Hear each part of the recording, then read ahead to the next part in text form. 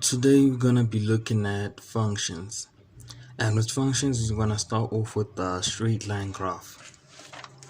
So with the straight line graph, the general formula is y equals to mx plus c. So for bad handwriting, let's write a wall here where m is the gradient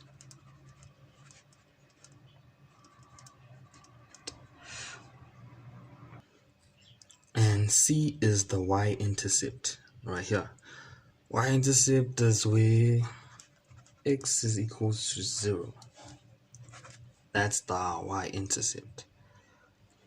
So now let us start off with a general formula of let us find a graph.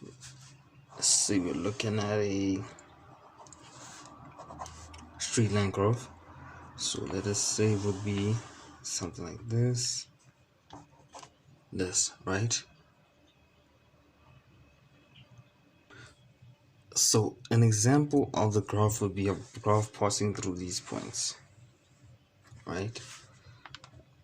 Let me just hope it's more visible now. Okay, so now these are the points the graph is passing by. So one of the important points would be right here. Let's say this would be 3 right here. This is 3 to 7. 3, 7. X is 3, y is 7, and the coordinates here would be 0 to 1. X is 0, y is 1. So now let us determine let's say it's right here. Determine the equation of this graph right here. You see, so now we are trying to find the equation as it is, the general equation of this graph basically. So now here it goes. This right here, right, is the general equation of a straight line graph, right? Or I don't know, you can call it a general formula, but yeah, I kind of forgot the terms, but they're not really that important as it is actually knowing the equation which deals with every graph. With the straight line graph now, what's gonna happen is, right, we mentioned that m is the gradient and c is the y-intercept, right? So now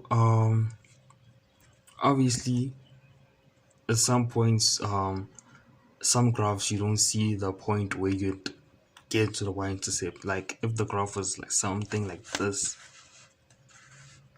you see, if this all they included, for example, the range of, okay, let me write here, the typical range of a straight line graph, right, is x is the element, y is the element of real numbers from negative infinity to positive infinity. That is it. Also the domain it is normally in calculus where kind of is different, but like in the high school level, these are general graphs. So the domain is x is the element of real numbers from negative infinity to positive infinity. Sorry for the neatness, but these are the typical situation when it comes to straight line graphs. They hardly don't have that limit.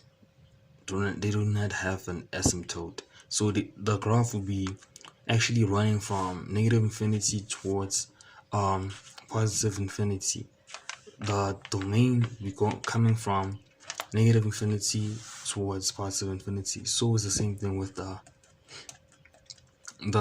what you call this, sorry, the range, sorry. Anyway, going through this,